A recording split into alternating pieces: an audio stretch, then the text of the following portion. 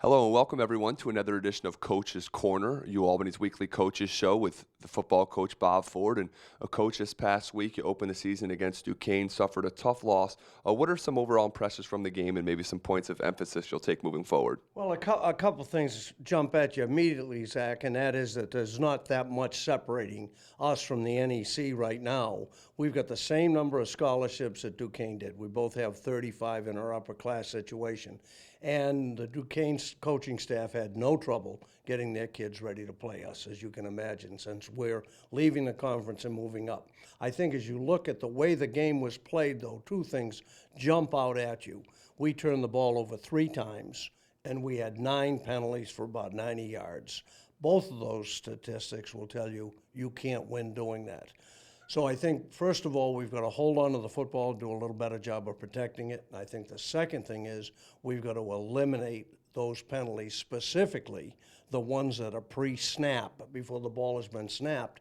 From an offensive coordinator's viewpoint, Ryan McCarthy faced too many 1st and 15s or such, and our defensive staff faced too many 1st and 5s or such. So I think those are two things that we've got to do. Two other things that sort of jumped out at me. I thought we played very well in the kicking game. I thought John Martin was superb. I think Tommy O'Riordan did a good job of kicking field goals and extra points, and I thought we did a great job of covering kickoffs.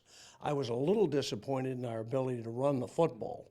That's been our trademark. It's been our tattoo ever since we got here, the ability to run the football. So we must improve upon that. Well, I thought another bright spot coach was Will Fiacchi. He set his personal highs for completions and yards in a game, and even when he was staring down the barrel a couple times, he stayed in there. Yeah, he's got great pocket presence. I think another one of those statistics in the game of football, if you run for 300 yards, you'll never get beat. If you throw for 350, you'll lose probably half the time. And I think that's what happened. We probably were forced to throw the ball more than Ryan McCarthy would have liked to because we never got in sync in the ball game. Well, Coach, you did have several injuries coming into the Duquesne game, and talk about some of the statuses coming into Colgate. Yeah, Brian Parker's back healthy, and he is, in my opinion, a pro suspect as a tight end. He's big, strong, fast, and has great hands.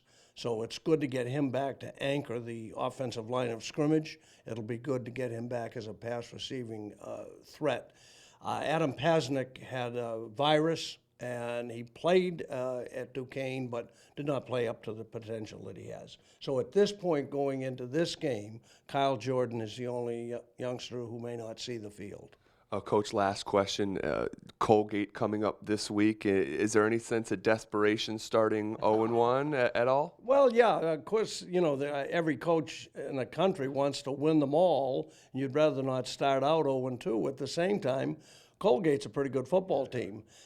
We went up there and played them our first time and lost, I think, by 2 or 3 points. The second year we lost in overtime. Last year we had them here at our place and played very, very well and thumped them pretty good.